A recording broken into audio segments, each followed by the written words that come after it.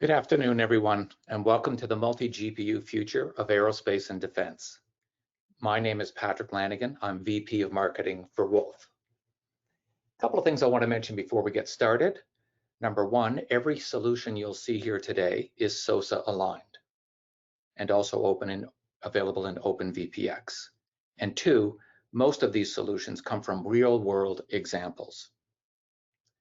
So without further ado, I'm going to turn it over to Greg Maynard, who is not only our Chief Technology Officer, but is also our Chief Product Visionary. Greg, take it away. Hey, Patrick, thank you very much. And thank you, everybody, for attending. I know that we're all probably webinared out over this pandemic, and I really appreciate the time. I hope that, yeah, you can take away a little bit of knowledge about what we're doing, and we can connect in future. Okay, so before we get into this presentation, I'm just going to give a quick overview of Wolf and our capabilities. So the way to read this is basically on the left, these are the typical applications that we find ourselves in, everything from radar processing down to nowadays we're getting more and more into autonomous applications, AI inferencing, pattern recognition, that type of thing. The data interfaces are typically what we connect into and out of our modules. Today, they're focused mostly on video standards, and as we go forward, Wolf's plan is to add some additional sensor interfaces, such as RF, to that suite of capability. Typical architectures we'll get into in a bit. And then the main thing just to be aware of in all of our solutions is we're very much focused on NVIDIA high-performance embedded compute technologies, so everything from discrete GPUs to new NVIDIA SBCs, which we'll talk a little bit about today. And then we do have a significant amount of product and IP and capability really that's based around the Xilinx series of FPGAs, and that's for all of our sensor I/O. So really, what we're about to talk to, I wanted to set the stage of kind of like why Wolf does what it does and what we're doing. And really what challenges us and what gets us really excited is we recognize that our technology really saves lives at the end of the day. And because we have the capability to translate, what goes on in a supercomputer, we translate that into an architecture for the extreme edge and bring those capabilities. And because we have that capability, it's really our responsibility to provide the best solutions that we can as quickly as possible. And that's really what our motivation is. And so really with this slide, just wanted to show the things that are happening in high performance compute are extreme and they're amazing. There's breakthroughs that happen all the time. We see that whether it's from, NVIDIA's CUDA and Tensor Core enhancements to that software stack. There's new SDKs that allow you to orchestrate tasks between processors and really scale your solutions. I'm really excited about the DOCA SDK that's coming as an example. We see a lot of enhancements on security. We know that's very, very important. It's important to high performance compute as well. So we leverage those innovations and enhancements and apply those into our world, which is great. And obviously high speed bus, so I don't have to talk too much about that. But at the end of the day, it really is about taking that HPC innovation and then getting it tactically deployed in the field in record time. And that's really what Wolf is all about. So just looking at what the field deployable architectures, actually end up being and look like. From a Wolf perspective, we are a module supplier. Okay, so we work very closely with system integrators and partners to take our module level solutions we have system architecture expertise and knowledge that we bake into our ICDs and how these modules work. And then we work with partners and OEMs to put those into rugged systems. And obviously they get deployed from there into basically the harshest environments on Earth. And also low Earth orbit is where Wolf is today. And hopefully one day soon to be further in space.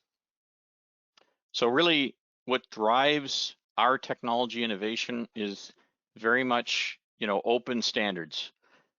We try to use them as much as possible. As much as we're radical engineering, we always start with the baseline of an open standard as much as we can. And only in the cases where it makes, technology business sense to move beyond that, do we actually do that.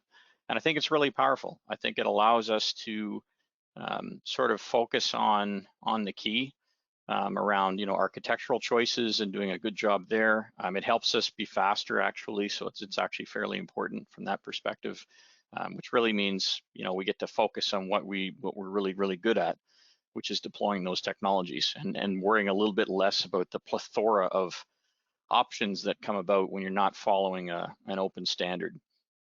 And there's quite a few different open ones. I'm just going to talk about SOSA as a primary. So SOSA open systems sensor open systems architecture is a standard that Wolf has been committed to for the last probably 2.5, 3 years. All of our technologies have factory configuration options that support the platform, and our intent is to drive that into the future. But really the idea behind SOSA, it really is all about simplification. So the VPX architecture, for those of you that know it from its infancy, it was very complicated. There was a lot of ambiguity in it, which drove lots of choices, which drives lots of system level complexity. And so SOSA aims to really simplify that, making things more vendor agnostic, makes things a lot easier to deploy quickly, and a lot easier to put a system together, which is really the key at the end of the day. There's no shortage of problems to solve. We should spend a little less time, you know, futzing around with choices and just get on to solving the real problem. And SOSA helps do that. There is a new standard that is coming, version 1.0. The teams are working hard to do that. Wolf is part of the SOSA working group, by the way. And as far as our latest view, it looks like we're still a couple of months away from having that ratification complete. And then I wanted to also articulate our path forward in that. So when we talk about where SOSA is going, our focus is on delivering maximum expansion plane capability in 3 VPX. And you'll see why that's important in some of the system architectures that are coming in the next few slides. Supporting daisy chain and star topologies. Again, you'll see a little bit about that, and you know, pushing forward into higher speed busing. So we're kind of going full steam ahead to provide 100 gig E and PCIe Gen 4 capabilities across the backplane, as well as enhancing security capabilities. Again, leveraging what is happening in the HPC world. So this is just a quick summary of that simplified view that SOSA brings. So still quite a few profiles here, you might say, but compared to what the VPX standard calls out, this is a much reduced list. And so you can see our focus, the gray rows basically represent places where we have Wolf solutions to provide high performance embedded compute GPUs or NVIDIA SBCs. And so we've got pretty much anywhere it makes any sense at all to have a GPU acceleration in 3U and 6U, we have solutions for that.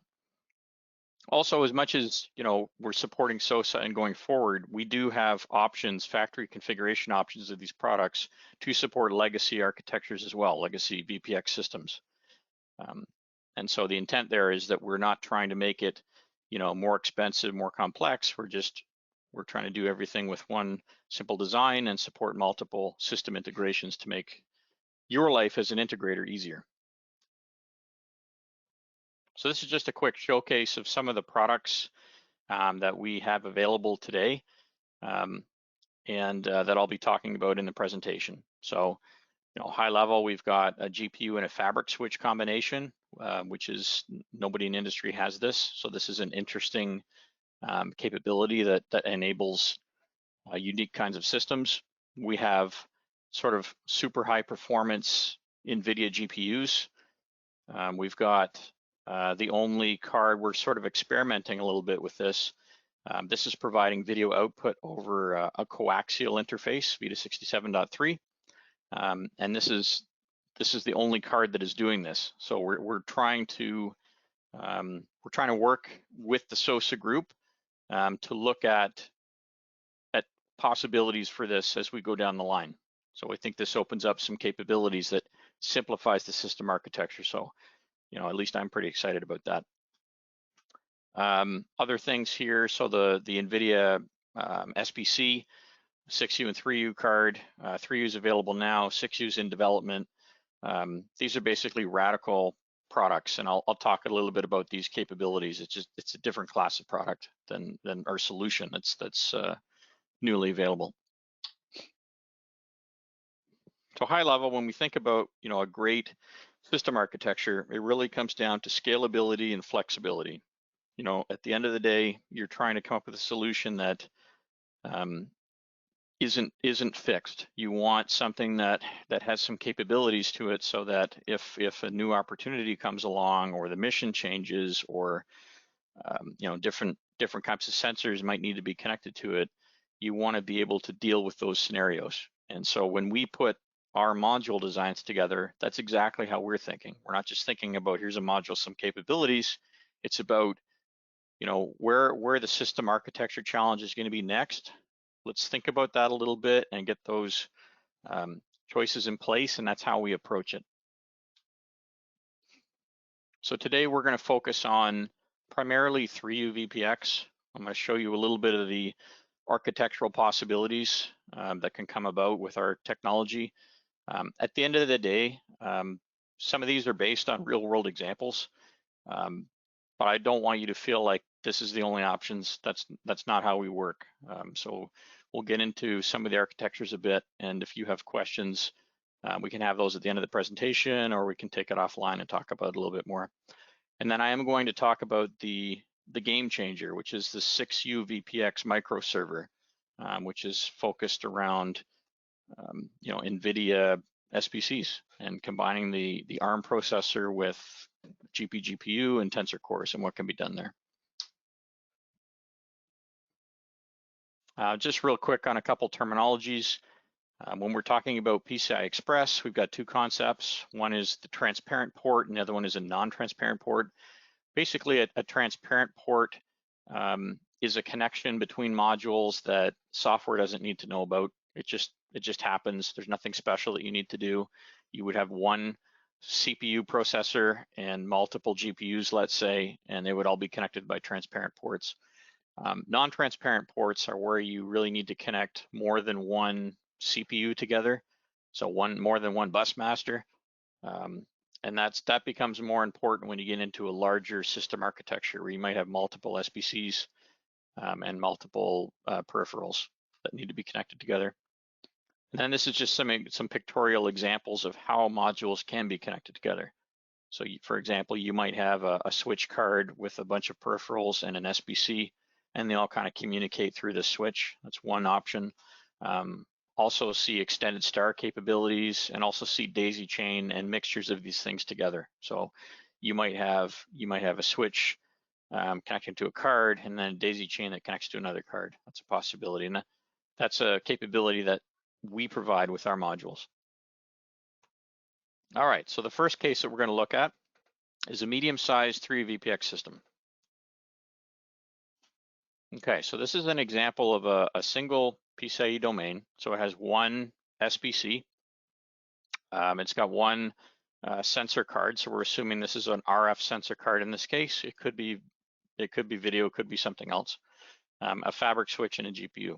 You can see the connectivity is pretty basic, PCIe Gen 3 connectivity between. And in this case, what's interesting to note is that there's the NVIDIA GPU Direct RDMA capability, which comes with the GPU. So this is a standard software feature, allows you to DMA data direct from the sensor over to the GPU. So because of that, we're architecting this to say I'm going to use an 8-lane interface and an 8-lane interface between the sensor and the GPU, because that's where most of the data is going to go. I also have a 4-lane interface back to the SBC, which is really acting like a supervisor administrative function in this case. It's running the applications, but it's not handling all of the data. The data is going between the modules. So an example of how we can extend the capabilities of this, we can simply replace that fabric switch card with the Wolf GPU and fabric switch card. And so now we've got another processor, which could be as an example, an RTX 3000 or 5000, which is the latest generation workstation class processor that we use in the extreme edge. And now I have additional capabilities. So I still have the sensor connect, pushing all of the data to this switch, and this switch can divide. I can push some data to this GPU for processing. I can push it up to here. And so I get some additional capabilities here without changing anything in my system. Actually, I'm just replacing this card with another one. And that's, now I have more capabilities. You know, and then the other example, leveraging all 6 ports that are available on this existing card per the standard, we can add an additional GPU or an additional sensor depending on the situation to again extend the flexibility or the scalability of this system. And this is all done within you know, a 4 or 5 slot swap system. That is a mouthful. Okay, so just quickly summarizing what we just saw, you know, the architecture is flexible.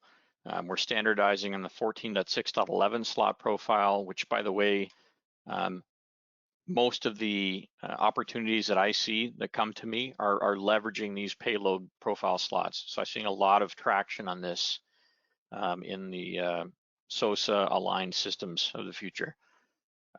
And so we're standardizing on that and showing how you can basically put in sensor IO or GPU processing, and it's configurable. In this particular case, we focused on a single PCIe domain. So it's a simple architecture, and it can leverage star and daisy chain topologies. Okay, so this next one, we're going to get into something a little more complicated. So this is a bit of an eye chart, so I do apologize for that, at least a little bit. So the way to look at this one, so it's 2 different PCIe domains. So the system we were just talking about, you can just imagine that's the one on the left. And now we've got another system that's doing something else in the same box. It's in a second domain. So there's another CPU or SBC CPU that's driving it. And so the dotted line connection this is the introduction of the non-transparent bridging port. And so this is the place where if we have data to share between these processing domains, it would go across this path. We do have partnership.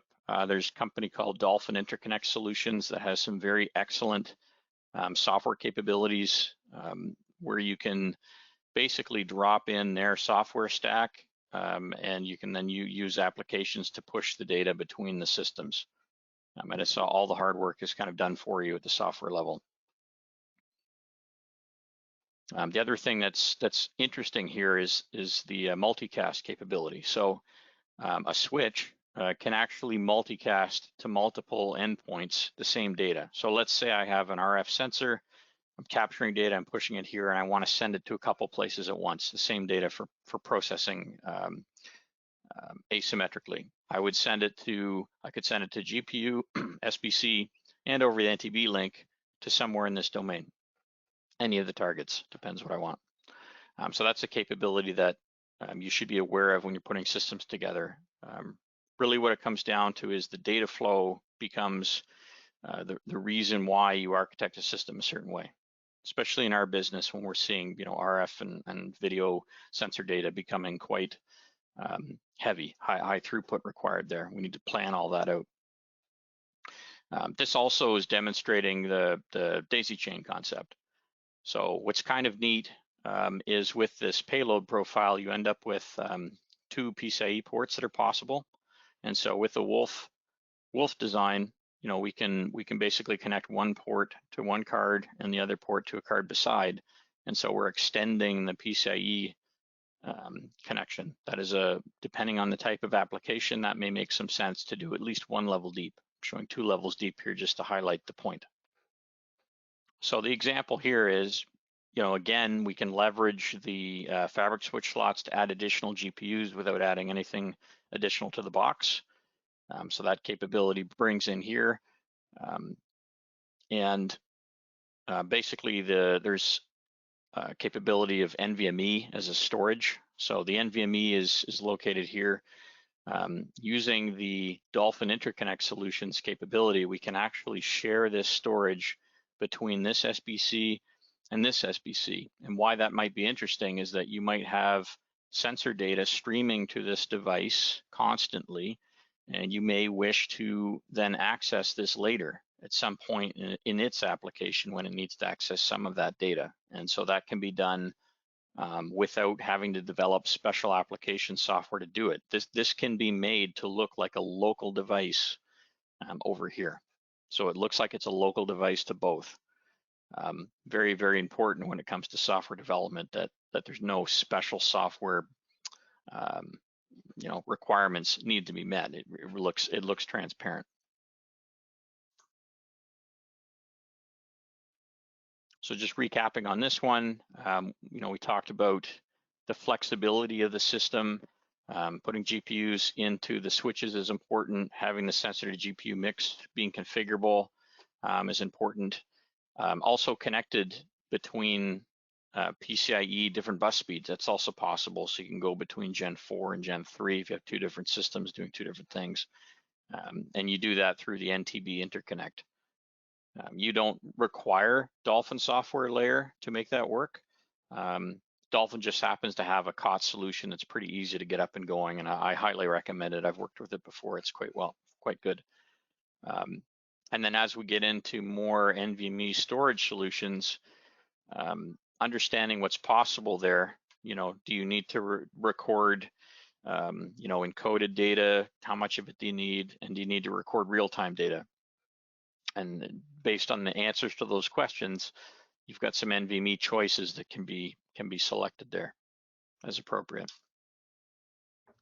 Yeah, so the last system architecture we're going to look at today is based on what I'm calling 3 VPX micro swap. Okay, so this is the smallest, NVIDIA ARM GPU combination that we can bring together today.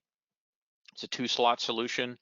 And in this case, it's a 2-slot solution because we have a payload profile that we want to attach to it in this example. So super small, single PCIe domain. And again, so this is targeting an SBC profile, USB ports, display port, all that wonderful kind of stuff. But you're going to get an NVIDIA processor at the end of the day that's very, very well suited to, autonomous applications, machine vision applications. It's basically a combination ARM processor, tensor cores, and GPGPU CUDA cores all in one.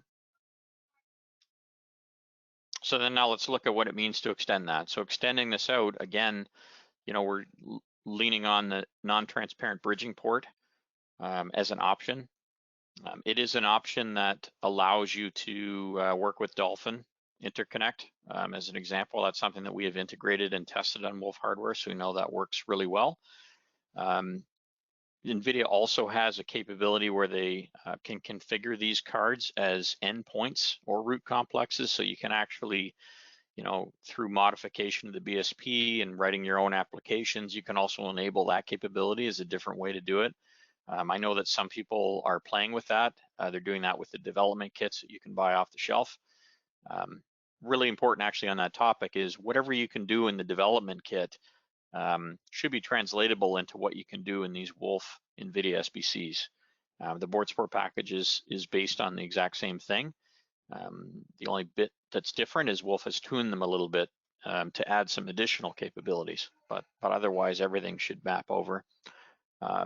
So this is just an example of how you can scale that system out. Obviously you can, tune the number of Jetson to sensors that you require. So if you have, you might have a sensor IO card that's connecting to Jetson 1 and another sensor IO card connected to Jetson 2. That's something that can be worked out as well. And that way it would be a 3-slot solution. I'm showing a 4 because this is based on a real example where we had to basically come up with a system where we wanted to, demonstrate scalability with Jetson, and we had a couple different sensor cards that we needed to connect, and that's why we did this.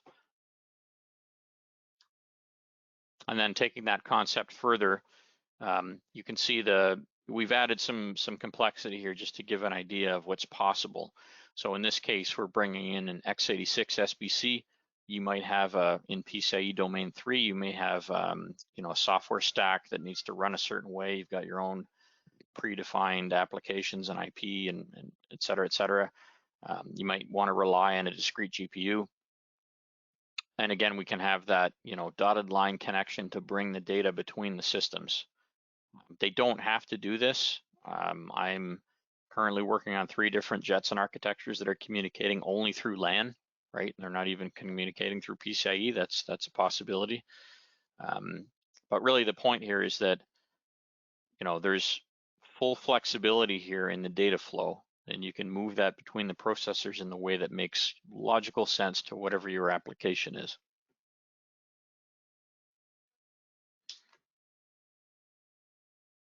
Okay, so basically when we're talking about Jetson, the big takeaway is just that it really is a different kind of distributed processing module. We're working closely with a couple close partners actually to bring a payload slot profile version of this processor early next year. And so stay tuned for that, because that also adds some really interesting capabilities as we go forward. The Jetson is interesting in that it can operate as a standalone processor. It can operate as a co-processor. It really just depends on what your data flows are like and what your software architecture really needs to be. It's extremely efficient for the swap envelope. So as it turns out, a Jetson processor module does really well around 60 watts total, maybe 70 watts total, and that's really easy to achieve in 3 VPX. So that's all quite nice. Okay, and then we're gonna have a quick look at 6U VPX. We're almost done, guys and girls. I really appreciate you hanging in. There's 2 products that I'm just going to quickly high level, just so that you get the gist. Not to offend those who are 6U system architects, but my opinion is that the 3U VPX architecture is a lot more complex challenge to it, just because of the limited number of I/O pins and all the point-to-point connections. There's a lot more trade-offs that seem to need to be made there. So that's why I'm not spending too much time on 6U, but I did want to sort of highlight our capabilities there, just because there are some new things that we want you to be aware of. So one of them is the dual RTX5000. So this is, the pinnacle GPGPU processing compute card that's available today. It's in 6U VPX. It's got a lot of bus capability, so 32 lanes of PCIe. We talked about NTB, that's possible. And so we can connect 2, CPUs to this single card. We can split it so that one GPU is dedicated to one CPU. You name it, there's all different ways this can be configured. What's really interesting too is it comes with an NVLink connection, which is the first. So this is something that I've personally pushed for a long time, is to try to get access to this dedicated bus that effectively turns these 2 GPUs into a shared frame buffer between them. So it's kind of like a big single GPU, and you can use that to solve pretty big math problems.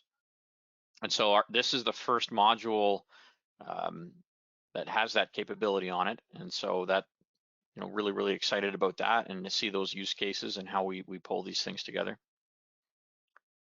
And then the last 6U VPX card is the Jetson Xavier. So this is really a micro server, and I say that because it's each one of these processors, and there are 6 of them. Each one of them has its own embedded Linux, its own NVMe storage. It's got its own ARM processor, tensor cores, and GPGPU CUDA cores. And so a lot of capability that's possible on this card. It's extremely configurable. So it can do, basically it comes down to the data flows. So for example, if you wanted to, and this is actually the lead customer that's working on this, is how they want to use it. If you want to have a data flow where you're doing synchronous and asynchronous processing, so you may have almost like a fault tolerance. So you've got a path where these processors are serially processing the data flow that comes in. At the same time, these ones are also doing the same. And in the event that one of these fails, the other one can be used to complete the transaction. And so that's one use case where we see a lot of interest.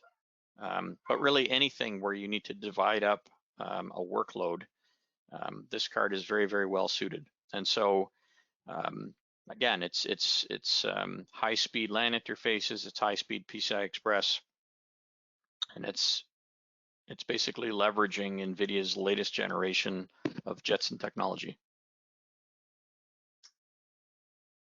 Okay, we made it. So I only have a couple slides left, and then we'll take some questions if there are any.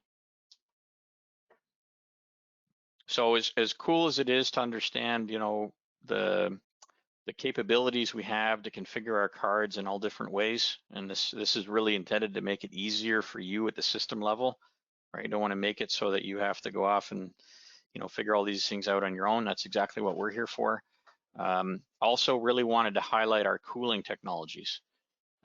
So really at the end of the day, I see this all the time. Processors are pretty much always throttled in our space because of the temperature extremes and because the processors can usually do a lot more than we allow them to do. So example, RTX5000 could be a 150 watt processor. Very few systems can actually keep up with that though. And so that means it has to be clocked down a little bit. And that's just, it's wasteful, honestly. And so Wolf has spent the last couple of years investing very heavily in what we call Wolf Advanced Metal. And really, we're just recognizing that there's performance scalability that's right here on the table. We just need to, you know, get us there. And so we've attacked it in a couple different ways. So the primary goal is to basically reduce the thermal resistance between the junction temperatures of all the ASICs inside the packages and the cold walls themselves, or the cold interfaces. That could be different depending on whether it's conduction cooled or liquid flow through or what have you. But it's all about reducing that resistance. We do that obviously in some proprietary ways. It's about manufacturing. It's about you know, composite of the material. It's about a couple different things. But the point is that we've basically proven that we can increase performance by about 30%. This is where right now we're kind of working on the last little pieces to put it through production and get it up to production grade. And so our goal is to have that released by the end of this year, and it will be a game changer. Some other things that we're tackling with it too, which is interesting at the system level, is higher temperature operation.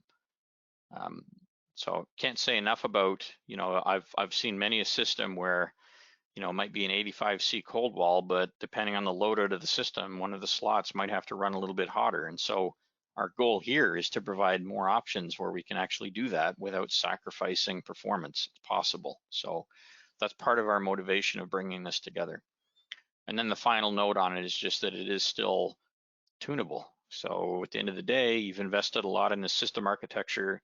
It's kind of silly not to take a little bit of time just to fine tune, to sort of squeeze the maximum amount of performance out that you can in the architecture that you're already committed to. Okay, so want to leave you guys with a bit of a challenge, and the challenge is real simple. We absolutely love radical engineering challenges, and we want you to bring them to us. We want to talk about where your pain points are, and see, and honestly provide you with some guidance based on our experience of what options we can provide, where we think you can go, where the risks are. You know, I think that for me, that's what I get excited about. That's why I'm doing this. You know, as I said, I recognize our technology saves lives, and we want to try to save as many lives as we can. So bring the challenges, let's talk about them, and you also at the same time help me and Wolf shape the future of where we are going with our technologies. So it's a total win-win. So with that, thank you very much. I appreciate the time. I know that I can babble a little bit, so I do apologize about that. And let's open it up to some questions. Oh, one question. What is the ratio of 6U to 3U VPX in kind of the number of boards that we ship? Good question. So the ratio that we're seeing right now, I would say, is probably around 60-40, 70-30, something like that, okay. Of 3U to 6U. Great.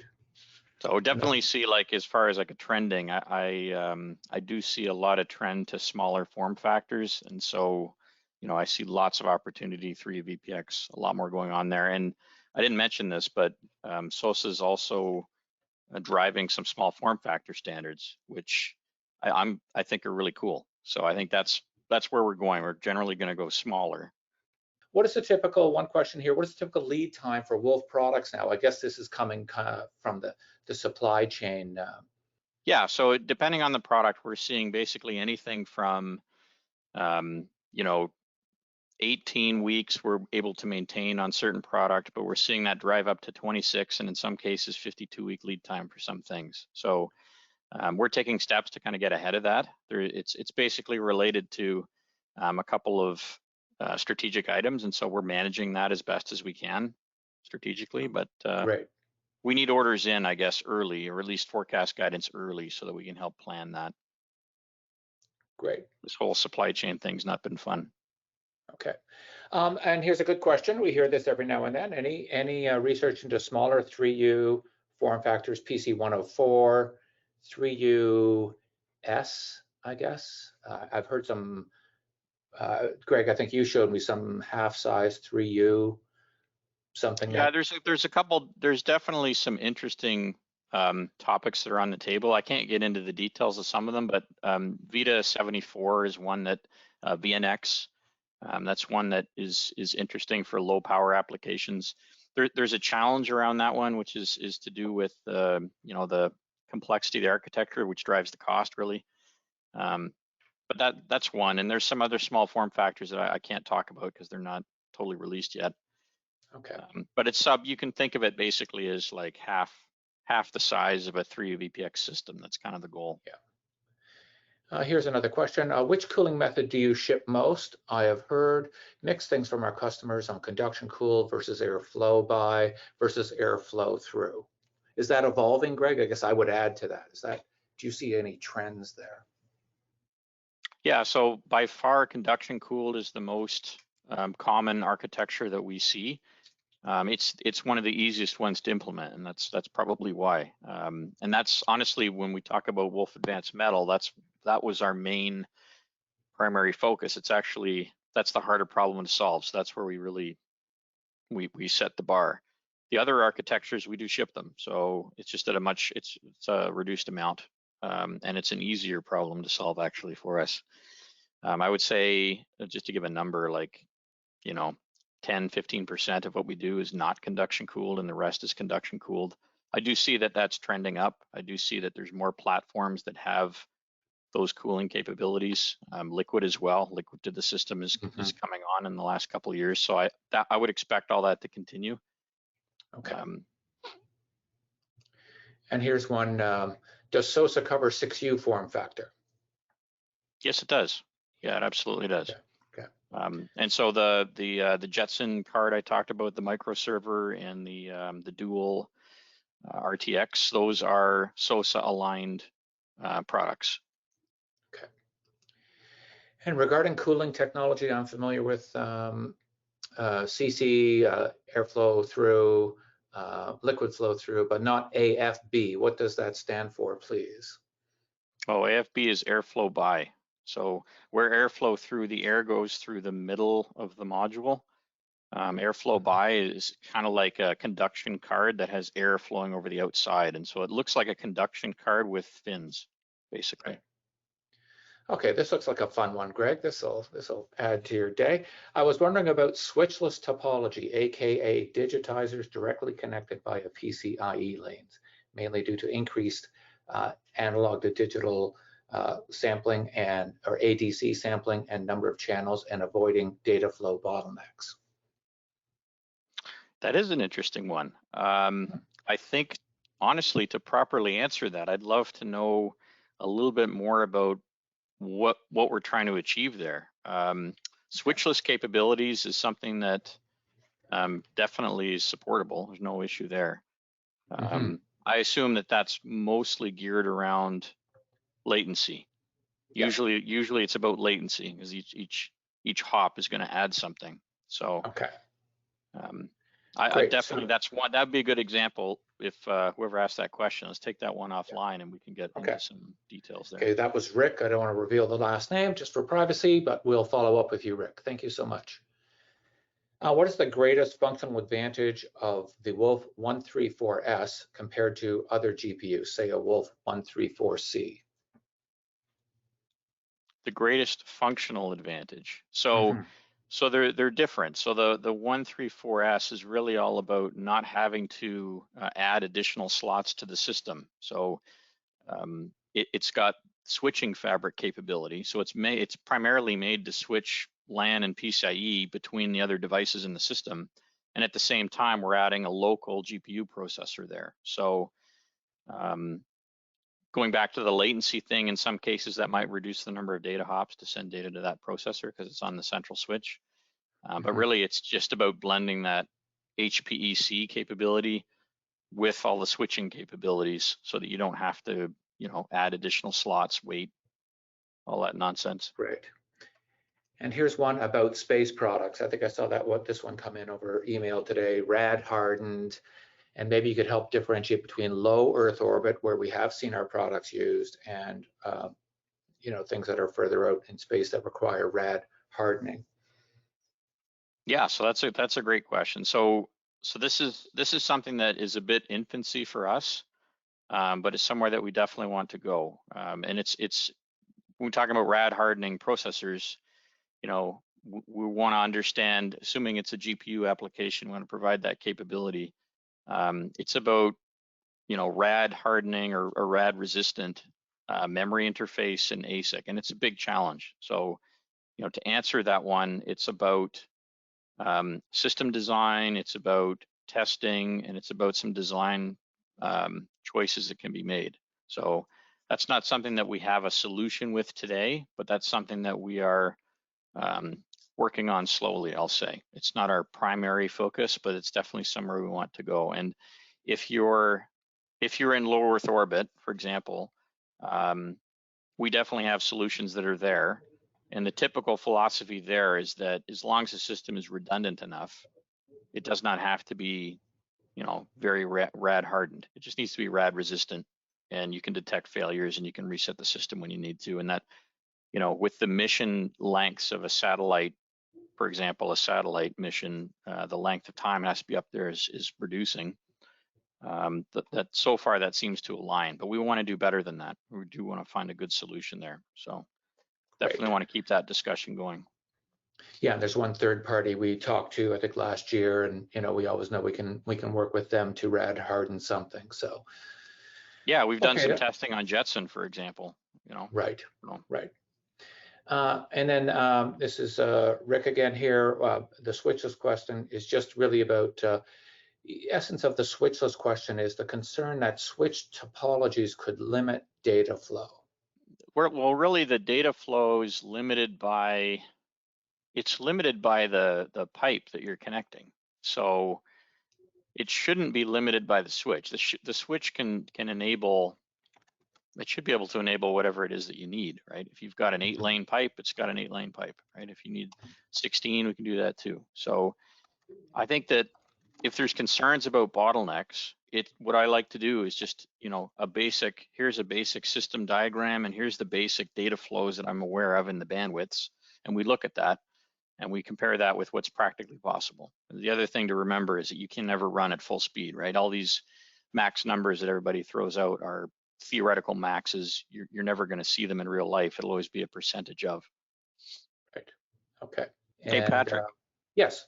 I'm gonna cut you off because there's one more thing I just thought of. We were just touched on this a little bit with the 13.4S discussion. One of the things that we did with 13.4S, which is that fabric switch card, and the 13.4C, which is it's the only GPU card that has a SOSA, 16-lane expansion plane on it, which you can use in all different ways. But we also provided a Firefly optical interface on that, and so that's pretty cool, because then you might have an architecture where, man, I really need to connect two systems. I don't have a backplane to do that, but you can actually do it off the front panel with optical cables.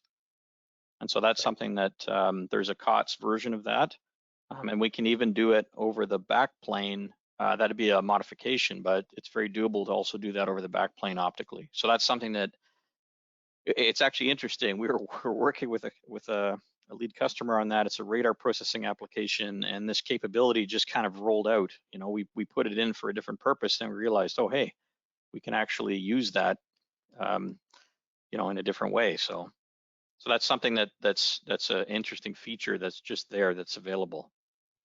Great.